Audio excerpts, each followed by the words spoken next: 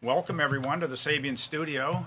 Today we have a very special guest. We have Jeff Hamilton. Welcome, Jeff. Thanks. Jeff's played with everybody. I can't even mention all the names. 'Cause, the Jeff Hamilton Trio, Oscar Peterson, Diana Krall, and countless others. And Jeff's visiting the factory for, well, you've been here a number of times over the last 10 years. Yeah. And we're having a lot of fun for the last 3 days, just working on some hammer tone cymbals, just fine tuning your regular models and kind of working on some new stuff, just having some fun. So how's it going? Well, it's great to be back with the Sabian family. I mean, a lot of the people are still here, and you walk through and see a lot of the familiar faces doing the hammering and the lathing, and you go, okay, I'm back home. This feels great. Yeah. No, it's been great. I know you know the hand hammer guys well, Charlie and Dwight and Judd now is kind of taking over the lead latheman. And, Right. really great craftsmen and working towards refining your specific sound. I mean, the hammer tones have a very specific sound that fits your playing and all jazz playing, by the way, and they're very beautiful cymbals, but it takes a certain style of creativity and design to accomplish that. And we're playing around with some different bells and different sizes and just kind of pushing the envelope a little bit in different directions, and you're finding a few things that really work for you. Yeah. Well, I think it all started with you understanding what I was looking for, and then, as you said, Dwight and Charlie and Roy and people have been here for a long time. It's not a factory job. These guys are artists, and how they know how to hammer. Really, it's kind of like they look at you in the eye and they kind of get what you're about with what you're trying to get across, and they understand that. So the other day we just needed a little more hammering on a bell, and boy, Charlie just in 5 minutes he was done. Well, here it is. That's exactly it. That's the sound we're looking for. They seem to understand when you explain what you're looking for, and they know how to achieve that, which is a great skill. It certainly makes our job easier for sure. Right. Now you have your own stick, and it's very small point, so it's a different design, but it really brings the tonal quality out of the hammer tone cymbals that you're looking for, and a different feel than maybe you would get out of a 5A. Can you talk a little bit about that? Yeah, it's a dense stick. Even though it's small in diameter, it's a dense stick, so it's deceiving. You pick it up and you think you're going to throw it over your shoulder, but there is some weight to it. It has a thicker shoulder under the beads, so it is sturdy, and when you hit the cymbal, that shoulder doesn't give very much, as opposed to a thinner shoulder that does give. The long bead I borrowed from the great drummer Don Lamont on Woody Herman's band. It was the 8D Don Lamont stick, but it had a thin shoulder and it kept snapping. So I just put a thicker shoulder on it, and then Don Lamont was able to keep his 8D, and then we had the Jeff Hamilton 8D too, because Don and I were friends, and I'm not taking his stick away from him. So that's how we arrived at that. So it's kind of a meatier feel when you hit the stick. The long bead gives you more of a ting than a round ball, which is more of a duh. So that's why I like that sound. It's amazing the sound difference when you play with your stick, and then you just pick up a round bead. Right. Like it's changes the cymbal totally and the feel. You're giving us some pointers on the angle and different things that really affect how the cymbal responds. So everybody's been an excellent student here too, Randy. I mean, they all they're like walking around doing this now with the stick. It's like okay. No, it's been great. I guess one thing we could talk about a little bit is the logo change, or not the logo necessarily, but the designation. Right. So we've moved the Crescent hammer tone models from Crescent into the HH line because they are hand hammered. Right. So you will see a different presentation on the cymbals, but it's the same cymbals. They're made the same way, and you have one right there, Jeff. If we wanted to share that logo. Oh, sure. This is a 22 that we just did, that you just did with the fellas. Yeah. And go ahead and you can. Yeah, so it's just the HH logo, which you would see the same font on all our HH, and it's a hammer tone ride and the size, so it's the same presentation. Jeff's signature inside the bell. Guess we have a few extra notes on this one, and the Sabian logo. So moving forward, this is the style designation you will see on all the hammer tones. But beautiful cymbals.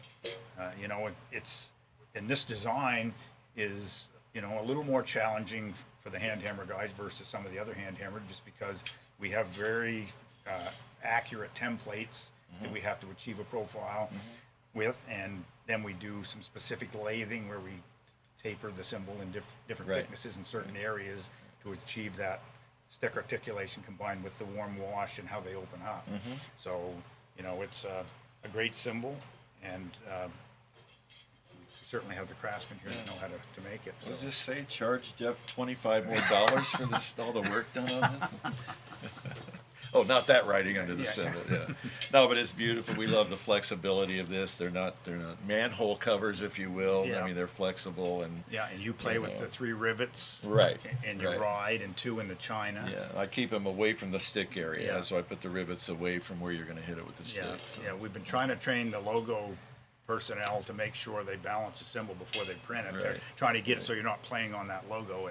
Sometimes it doesn't always work out 100%, but it's we're trying. Yeah. Yeah. So no, we really we did a great job with these just experimenting with a few things within the Hammertone series, and it was exciting. You know, they're all in that same range though as the Hammertone.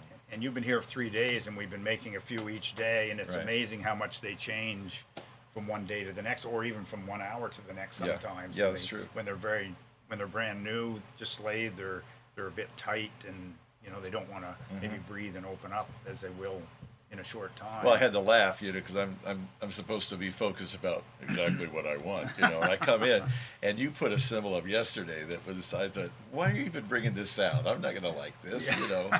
And in less than 24 hours, you know, it's like this is all right. Yeah. This is starting to sound like it's in the family, you know. Yeah. I mean, it was out of your comfort zone. It certainly was. Now, it would be appealing to a lot of drummers out there, but it's not your sound. So we've evolved it over the last couple of days into something that really fits, and I'm excited for it because it's different enough from the Hammertone, but it has that Hammertone flavor. Yeah. So you know, we'll see how things go, but Yeah. hopefully it's part of the family down the road. Yeah, great. Yeah. Yeah. So Mina, if we have a few questions, maybe we take a few. Absolutely. The chat has been a little busy here for you guys. So JDI Drums is wondering, is there a difference between the same models of cymbals for endorsees compared to what a customer might buy from a retail store? Well, mine are $25 more, as you just heard. You know, No, we make the Hammertones or any Sabian cymbals the same. You know, Jeff comes here and picks out his own, but well, not all the time. We ship them to him sometimes, but no, we don't make special cymbals for artists over the general consumer. We make them a certain way, and when we get an order, we just pick them that way. If they're good enough to get that logo, then they're good enough to be shipped out. As an artist, I don't particularly like that idea of, oh, well, we're making it for this artist, but you know we can't make that for everybody, so we'll just you know. And so that's a sticking point with me in the business, actually, for companies that do that. And that's one of the things that I like about Sabian is that the artist is there to help design it, and that's the symbol that's going to be shipped out. So that's a great question. Thank you. Yeah. Consistency is key across the board. Yeah. Jeff, for you specifically, Aryo Pratima, sorry if I did not say that name correctly, he's wondering what your perfect ride is. My perfect ride is the one that Mark Love is going to come up with before I leave here.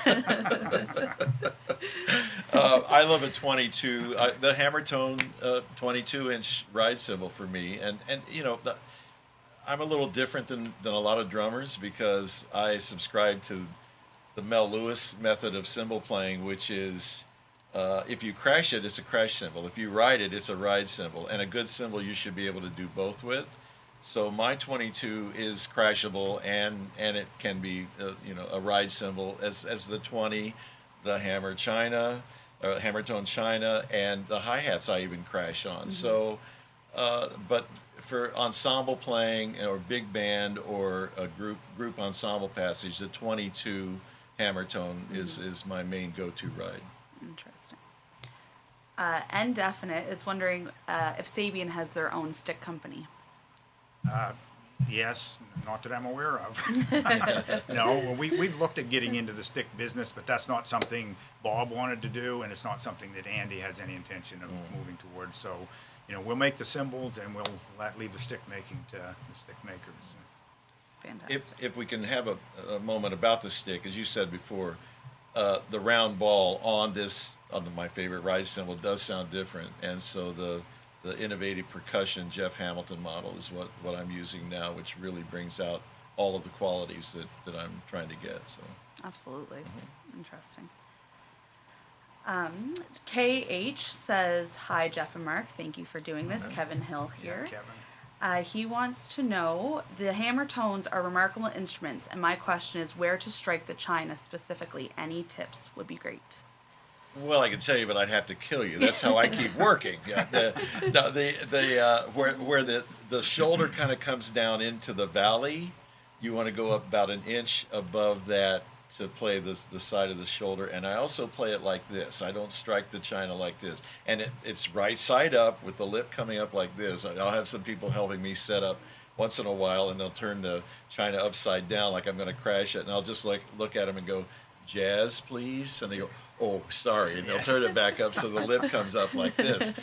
But about an inch above where that valley is where usually the playing surface is the best stick sound, and it gets the low end of the cymbal and kind of the roar that we're going for. It should be the crowd noise. That's what I'm looking for.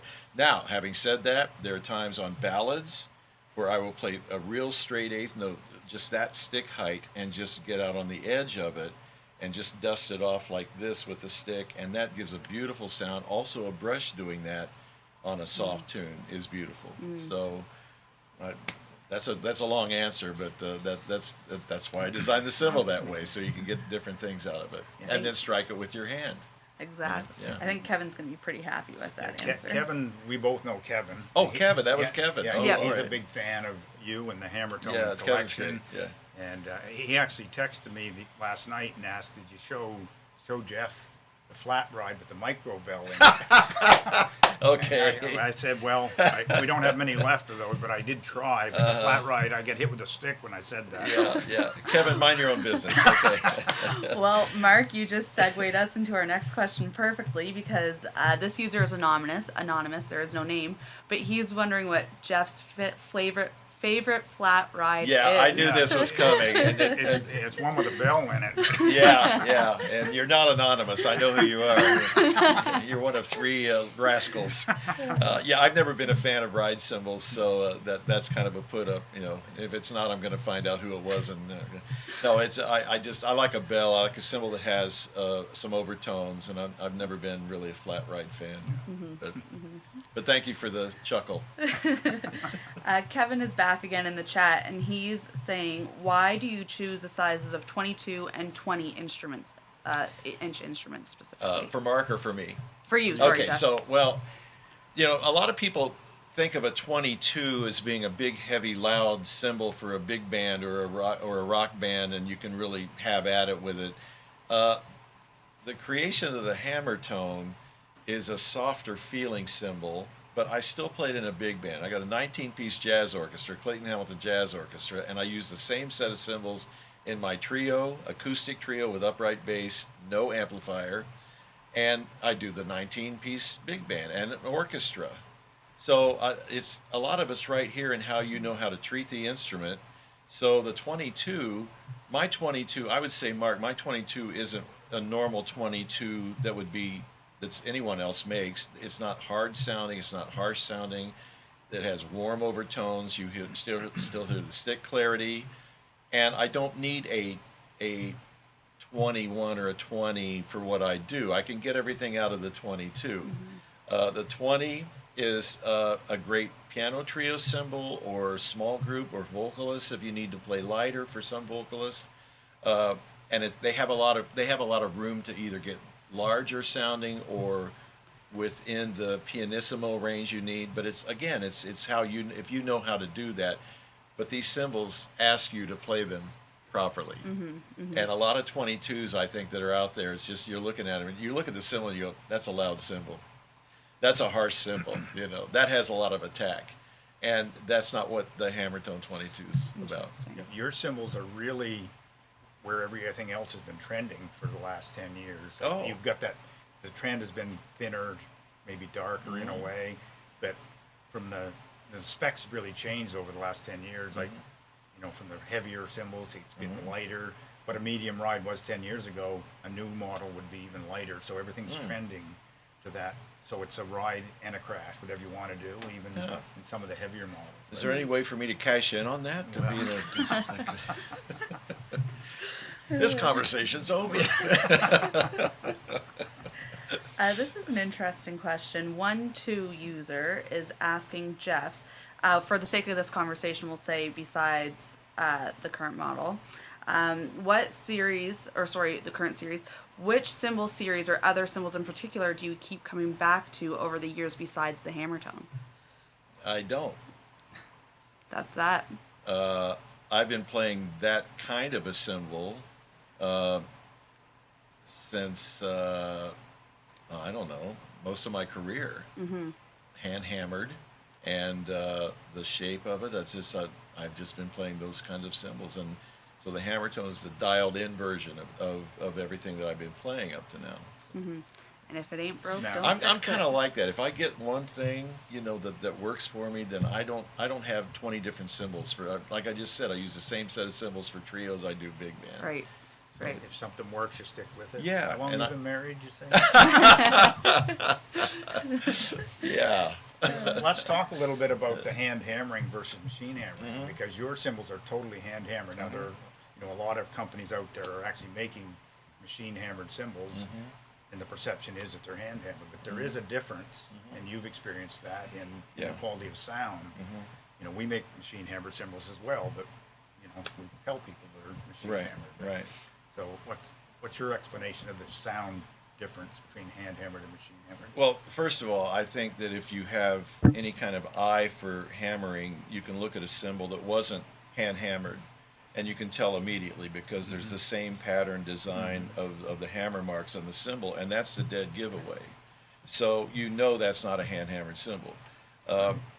You strike it, and then you hear, to me, all cymbals that aren't hand hammered tend to have a resistance to the stick. I like to describe the stick when it hits the cymbal as a knife dropping through melted butter. It should be that gentle of a feel, and then you hear the response of what the cymbal sounds like after you let the stick drop on it, instead of forcing the stick into a piece of metal and having the metal throw the stick back in your face. Right. So that's kind of the feel that I'm looking for from any cymbal that I play, and I never have been able to get that from a hand-hammered cymbal. I don't care if you start machine hammering cymbal and then finish it off with hand hammering. I've tried some cymbals with you, and I'll immediately say, "No, that's a machine hammered cymbal."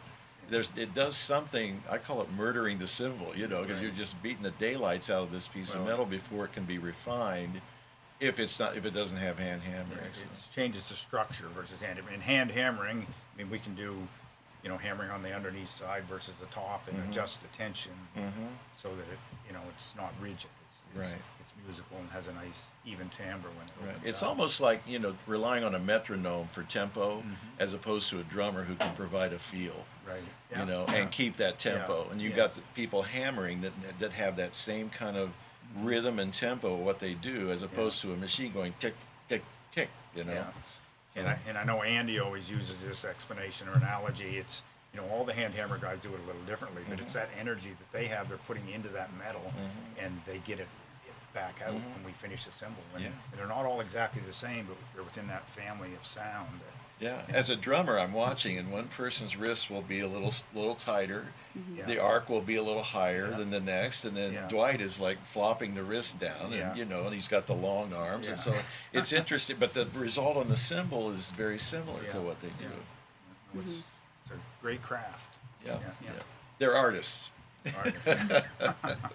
You actually really just answered the next question in line without me having to ask it. Kevin had asked again, but what's unique about the Crescent Hammer, and how does the shape change the sound versus the HH hammering? So you guys just threw that in there.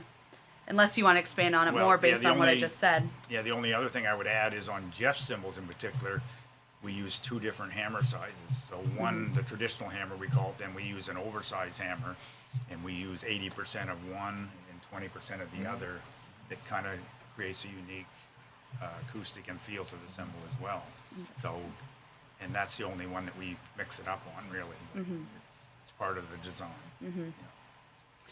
Sam Chino is asking, the ride looks like it has concentric circles, he thinks, within the lathing, but what is that specifically that he's seeing? You're talking about the tonal grooves, and on your cymbals, you know, you want to use brushes on them, so we have to have deeper tonal grooves. So it is concentric circles, just more aggressive lathing when we do the finish pass. And you can talk about how the grooves work when you apply brushes. But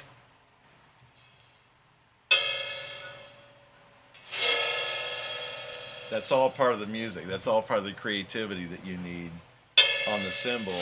I use the ring of the brush to get that. Fingernails. You know, you get these zing qualities in playing, and that's what the lathing will do. That's what the circles are. That'll be $50. I usually get paid a lot of money for this stuff, you know. just add it to my tab. Not lately. Everybody's getting free lessons that tune in today. Brian Herward is wondering if there's any possibility of a lighter china within your line. I would ask him why he would like a lighter china. So he continued to say that previously he had one blow out the rest of his cymbals even with a light touch. That doesn't mean necessarily that the cymbal is the wrong thickness. You could be playing it incorrectly. There could be a spot on the cymbal that sounds gongy or louder than the others. You got to find the sweet spot on it. And like I said, when I play the china, my stick doesn't come up any higher than that. When I'm playing the 22, it'll come up here, but I'm playing the china like this. So it's kind of like you have to baby the china to get it where you want it volume-wise. So I would encourage him to stay with that cymbal to see if that the cymbal really is okay. It's not like you could just apply your same technique to every cymbal. That cymbal kind of makes you play it a certain way. So I would experiment with that first. But lighter chinas, thinner chinas, or they get kind of whiny, I like to say. Instead of da-ga-da, da-ga-da. And the design that I'm looking for in the hammer tone china is to get under the band, so it's this crowd roar of I mean, that's my go-to cymbal when things get hot. And I want the excitement to start building when I get to that, and just kind of feel the room levitating from that cymbal, not volume, but the sound and the intensity you can get from that cymbal. Right. So that's why the pitch is kind of where it is, instead of a thinner cymbal. And if you crash it, that's another story. If you just use it as a crash cymbal, you can have them as thin as you want or thick as you want, but it's got to be that sound that you're looking for. Another $50 Did you have on something the to add tab. to that? I mean, your china is very unique in our lineup. You know, a lot of chinas are thin and they're just made as an effect to be loud and cutting. Where yours is a ride cymbal that you can use as a china and Right. crash as well. Right. So it's very unique that way. And you set it up like a traditional cymbal. You Right. don't invert it. So Right, it's, right. you know, it's the design that works. Well, I like to get my money's worth out of the cymbal. I use all of it, you know. This next question is from Sasquatch27. It's specifically for you, Mark. It's a little bit off course here, but he's wondering how many artisan cymbals are made per year, because he has a 22-inch light ride that's numbered, and he's curious what number in the line. Yeah, we just surpassed on our Artisan Crash. We just surpassed 10,000. We're up to 10,180 something. I signed one yesterday, actually. But that's just the crashes. The rides have their own numbering system. The hi-hats have their own numbering, suspendeds, orchestral cymbals. And we've been making those for over 20 years, the Artisans, probably 25. So, yeah, I don't know. It's not huge numbers as far as production, but it's steady. Like every day we're picking them. So I don't know if it's, 1,000 a year. Roughly, I'm just guessing, throwing a number out there. But it's, they're very nice cymbals, and they're the high end of our catalog price range. And but the people that love them a lot. So we continue to make them. But roughly, that's about as many as we make. Fantastic. Next one here is from Austin Baker, and he's wondering, Jeff, why do you mic your kit with only 2 overheads and nothing else when you perform? He loves the idea. He's just curious as to why. I do that because he loves the idea of that. He heard me play recently in Austin, so he knows the balance I get with just 2 overheads.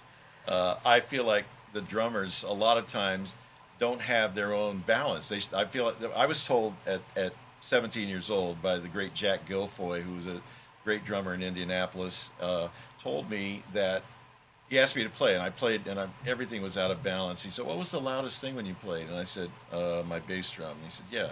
What was next?" I mean, all wrong.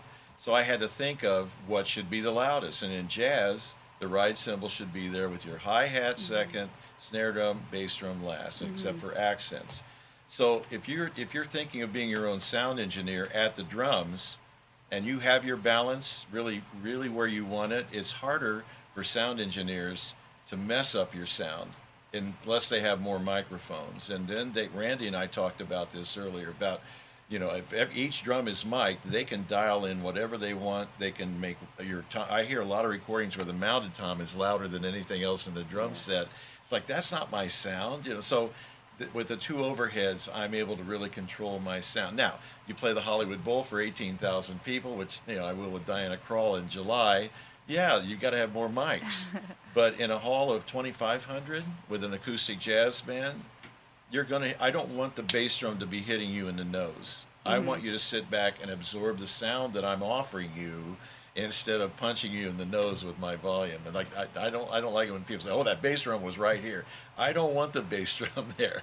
I want to invite you into my sound, and that's why I love the 2 overheads. Interesting. So when you do the Hollywood Bowl, is that going to be another research project on how to properly mic that, or will you go back to like a more standard setup? I'm going to keep my mouth shut and have the Hollywood Bowl people do the sound that they do, because they only do it their certain way, because they know what works for 18,000 people at an outdoor. I'm not done at an outdoor festival. So actually, Diana's sound crew will be doing that sound. So we'll get our sound, but there will be more mics. An outdoor place, you have to have a little more than that. But in a venue that's reasonable, I just like 2 overheads.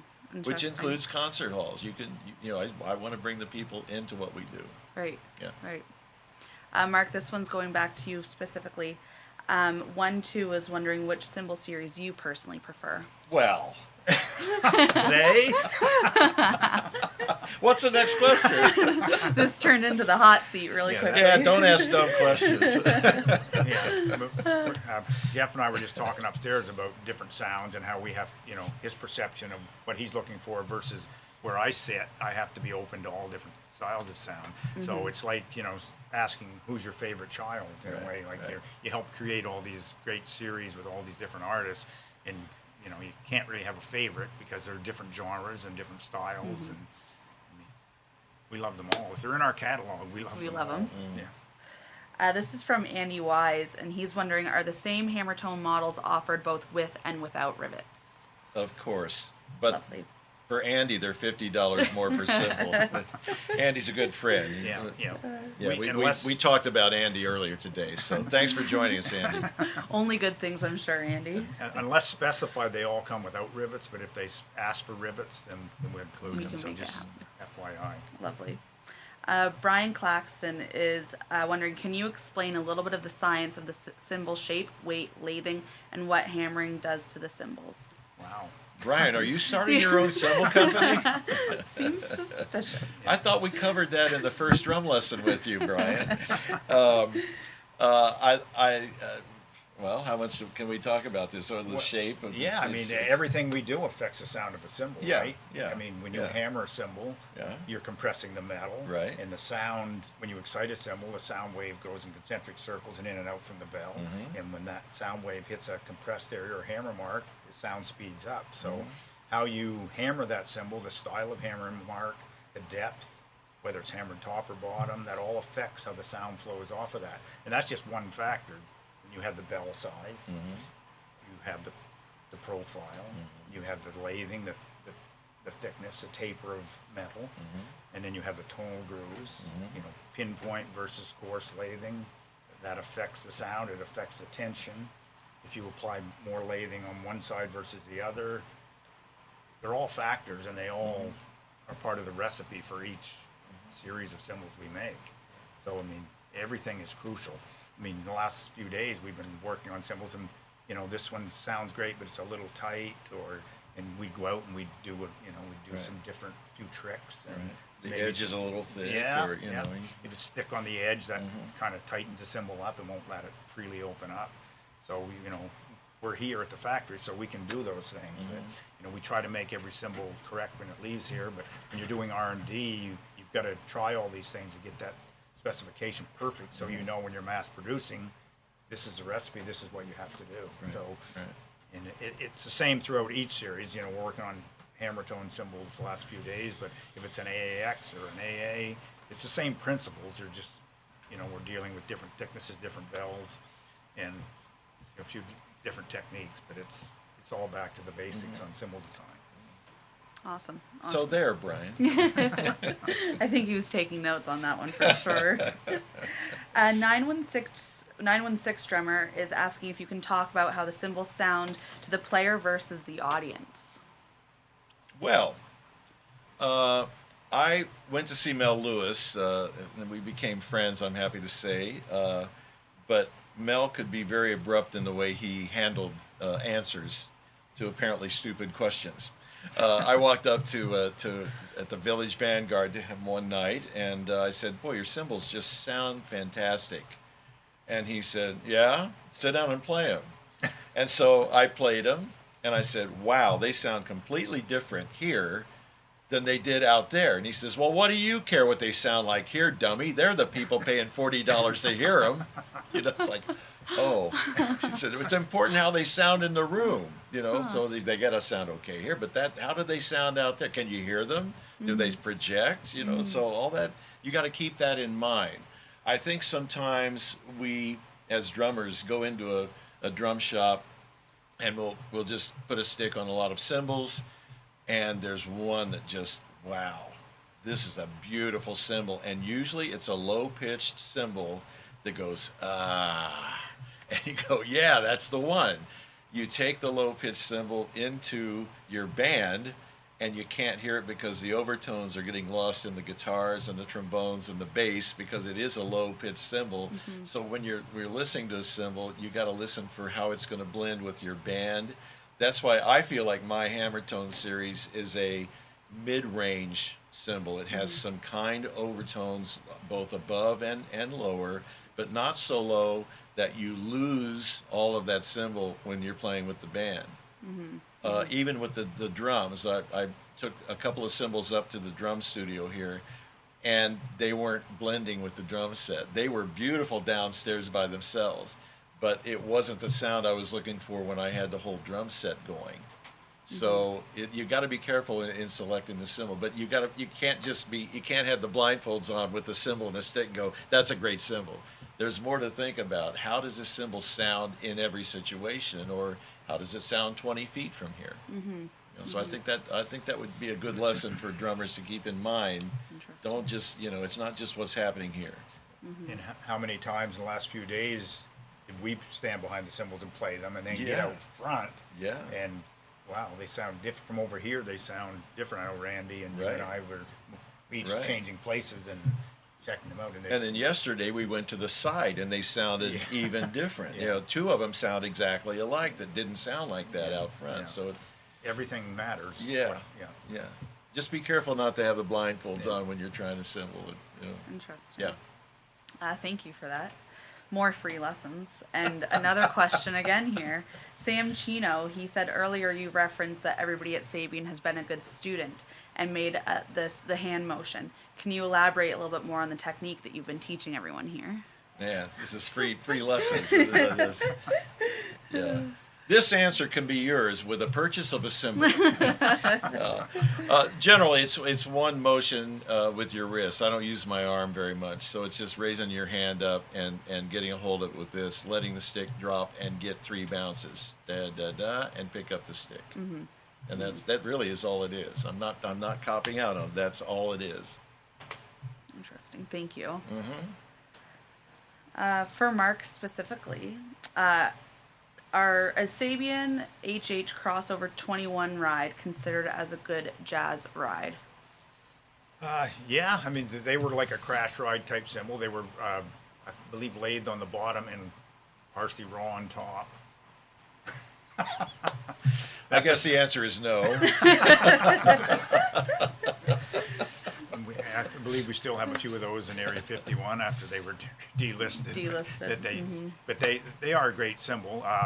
They're a bit on the dark side, as Jeff was just describing. They some articulation from that raw surface, so they're a little more pronounced there. But overall, they're a darker cymbal. It's still a lot of dark cymbals are good jazz cymbals. Well, so yeah, I mean, must be some still out there in stores. If ask you about that. Yeah. Yep. Thank you. Gary Hobbs is wondering how the shape of the bow of the hammer tone differs from other Sabian differs from other Sabian rides. Gary Hobbs is a dear friend of mine and a fantastic drummer, and I had Gary Hobbs in my head when we were looking at a couple of these samples, and I'm going to make sure he gets one because it's right up his alley. The shape of it, it tends to be a little more bowed than a spaceship, if you will, than a lot of the other cymbal designs, and that for me that creates a warmth of the overtones and will raise the pitch slightly and provides a great stick sound with the angle of the shoulder and where the stick hits the shoulder, and those are the reasons really for that profile. But Gary, there's a cymbal here with your name on it. It's pretty unbelievable. I can't wait to share that with you. Because of that higher bow, there's more hammering required to achieve that shape. So you're putting more cold work into that metal, which contributes to that great sound as well. Fantastic. Andy Wise again here. He says the hammer tone hi-hats are hand-hammered bottoms and machine-hammered tops. Correct me if I'm wrong. No, there's no machine hammering on any of the hammer tones. Fantastic. They're totally hand-hammered, 100%. And tell Andy Weiss he's starting to get on our nerves. If he's still watching, he heard you. Yeah, okay. Yeah, nothing in the hammer tone series. They're hand-hammered. Fantastic. Ryan Walsh is wondering, why does machine hammering usually result in bright sounds versus hand hammering resulting in complex, warm, dark tones? Well, it's not totally the hammering, but it's just the different peens that we use, and we normally start with thicker cymbals too. So the pitches are higher to start with, and in some models like AAX, we want a higher frequency cymbal. So that's required. So we have a full sound palette in our catalog. So it's the thickness we start with. A lot of them are thicker. The bells could be bigger, and the hammering is adjusts the profile a little bit more. But typically, it's more the thickness of the metal and less taper in the lathing that we use versus a hammer tone or some of the hand hammered cymbals. I think the personal touch is missing from the machine hammering. I liken it to a drum machine that gives you a steady, monotonous bop bop. And you take the hammer out of the person's hand that's touching the cymbal and knows how far the hammer needs to go. And you're getting the personal element of what is going into that cymbal and how hard to hit it, where the next one needs to be. Where on the machine hammering, the cymbal shifts and the machine comes down and has the same pressure point on that cymbal. And I think it takes the personality out of the cymbal, and if that's what you're looking for, that's fine. If you want the consistency of that same thing all the way around, but for me and being a jazz drummer, I want that personality of that cymbal to speak out. There's a difference also between a strike and just a squeeze. If you're squeezing the metal, which a machine typically does, and a hammer strikes the metal, and there's kind of a shock waves that come out from that, where a machine it's compressing that area, it moves on. So it affects the acoustic of the cymbal differently, just the way it's done. Thank you, guys. This question has been asked twice now. Carl Allen is wondering what kind of watches you wear, Jeff. Carl Allen, my dear friend, you know the answer to this, but my answer will be I only wear watches that I can't afford that you wear. The Hamilton Timekeeper wears a Hamilton Timekeeper, and this particular model is called the Jazz Master. Did you have any more questions, Carl? Oh, that's funny. I thought that question was a little odd when I first saw it come through, and then I saw it come through again, and I said, "There's a backstory to that," and I'm wondering. Yeah, no, it's okay. All right. Delete him from this. Another a little bit of an off-topic question, but Burnaby89 is wondering if the Toll Spire chime set or something similar will ever come back. The Toll Spire chimes. Yeah, we made those in cast, like a set of 5 different little bells, is what they were on a stand. We sold those for a while, but they seemed to fall out of popularity and they went away. I'll never say they won't come back because things, what goes around comes around, but there's no plans right now to bring them back in the near future. Thank you. Andrew Vermigilio is wondering what the best kind of ride for a drummer with a high frequency hearing loss is. I'm sorry, could you repeat the question? What the best kind of... Oh my gosh. I did. Jeff. You got me. You got me. How would we know? I think you got to just go around and test cymbals and see what you hear well and what doesn't offend other people that you're playing with. You know, and that would be your answer. So, yeah. Or buy hearing aids. Well, but some of those can change your, you know. So. Take your band with you when you try out a cymbal. You know. Yeah. Andrew is wondering how much a tonal difference there is between a natural finish ride compared to the brilliant finish rides. Yeah, so buffing a cymbal actually wears the tonal grooves off a little bit, and you're actually removing a little bit of weight when you buff a cymbal, and it heats it up quite a bit. It heats it up to about 400 degrees very quickly, and then it cools off. But by wearing those tonal grooves off, you're actually lowering the fundamental pitch a little bit, but by adding that kind of a mild tempering, it adds a glassy glitter high end to the attack. So you'd have to have 2 exact cymbals and buff one to really hear the difference. It's very subtle. But some people prefer that little bit of glitter in the attack, and by wearing those tonal grooves off, it creates a little bit different feel to the cymbal too. But it's very subtle. But brilliant finished cymbals typically are popular in rock music or pop, but jazz or especially jazz. That's kind of a no-no. Nobody wants a brilliant finished cymbal. So Sure. That changed over the years. Gene Krupa used to buff his cymbals, and Roy Burns tells the story of Benny Goodman asked Roy to sit in on Gene Krupa's drums, and Gene buffed his cymbals so often, and Roy was playing, and he was wearing a white shirt with a tie, and he went around the snare drum to the tom a few times, and he noticed people were looking at him like, well, I don't sound that bad, do I? He was slicing his shirt every time he went by the hi-hat because Gene had buffed the cymbals so much that they were like razors sharp when he ran around, and the people were horrified watching Roy play, and he thought he sounded bad, and all he had was blood all over his forearm from the cymbals. But they used to buff the cymbals a lot. Yeah, we had an ex-cymbal tester here, one of the first cymbal testers when ASCO first started here. Still plays, but he would bring his cymbals in every few years and get buffed. And last time I saw them, there was no tonal grooves left on them. They're perfectly smooth, so they're getting thinner and thinner. Yeah. But they're his cymbals. He loves them, and he wants to clean them every now and then. So that does happen. Yeah. Interesting. Someone's wondering the bell size on the hammer tone cymbals and why you chose that size specifically. Those are the sizes that worked. We tried a lot of different sizes. I mean, when you came to us with the Crescent design, basically we were trying to stick close to those specifications, and that's what works for you, right? I mean, that's if you didn't want a big bell on your 20, you want it a little bit bigger. We call it a regular bell on your 22. It's a smaller bell on the 20. The hats have the regular, what we call the 14-inch cup, and the China has a kind of unique bell that works well in that design. But you knew looking at the cymbal that this is the size of bell that we should be staying with, because a larger bell is going to produce maybe more overtones and out of control. It's going to change the whole character of the cymbal if you change that bell. Yeah. So we're stuck with what we knew basically. Fantastic. On that as well, what is the specific weight range of Jeff's rides?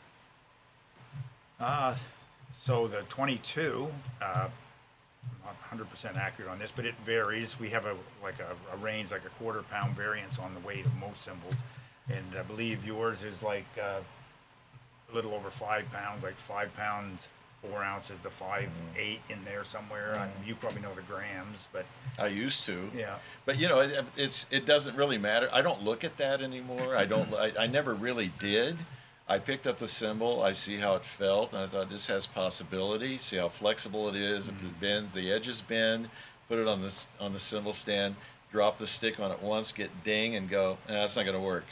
Or that's the one. Or that's in the ballpark. Yeah. And it really didn't have a lot. I could tell by lifting the cymbal if it was the right weight or not. And I never really looked at the grams of what it was. Yeah. Now the hi-hats were a little more tuned in to the top has to be.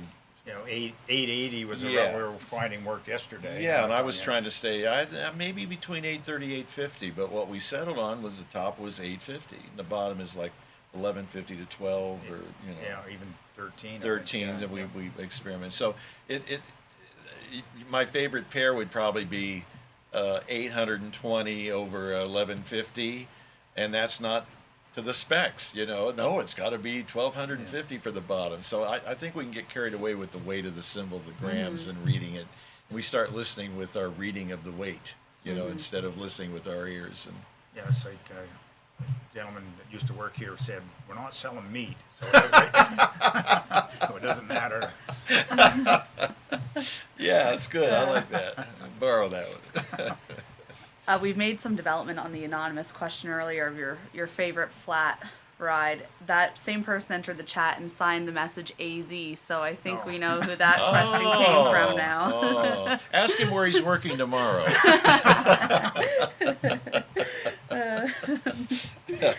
Nathan Saunders is wondering if the hammer tone will ever have a 10-inch splash join the family. A what? 10-inch splash. That must be a joke too. I've never had any splash of any size, so I doubt it. Yeah, and unless he pays me a lot for a gig to hear it, and then I'll show up.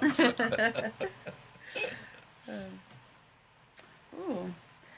Bass Prince says, Mark, so long in the company. Congratulations on your great contributions. Yes. Will there ever be a Mark's ride to come out?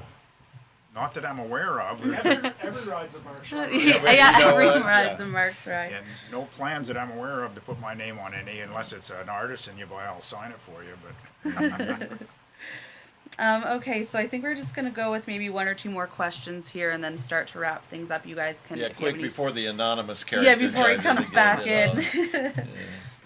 We're down to one nerve, and he's starting to get on edge. So this is kind of in relation to the same question earlier about the sound of the cymbals to the drummer versus the audience. When you're looking at a new set of cymbals, do you have someone kind of play the cymbal for you, or you're setting up your kit on stage? Do you have someone play the cymbal for you and you take a step back to see and hear how that sounds from your perception? I only do that when I have new cymbals, which I haven't had in a long time. So that whole process, I know what they're going to sound like. When I'm sitting there playing them, I know what they're going to sound like out in the hall, and so no, I don't do that. It's kind of interesting in some halls. If a student is there, I'll say I want to hear them play. I'll say, why don't you do the sound check, and I'll check the balance out in the hall, and I'll hear them, and they're pretty much spot on of what. But I also know that their sound is going to be a little different than my sound, so Right. I take all that into consideration. But I can hear them in the hall. Yeah. Hear the cymbal sound in the hall. Interesting. Bob Terry says you spoke earlier about how your cymbals blend with your drum sound. Can you elaborate on that some more, please? Your $50 is in the mail on its way. My good friend Bob Terry. Again,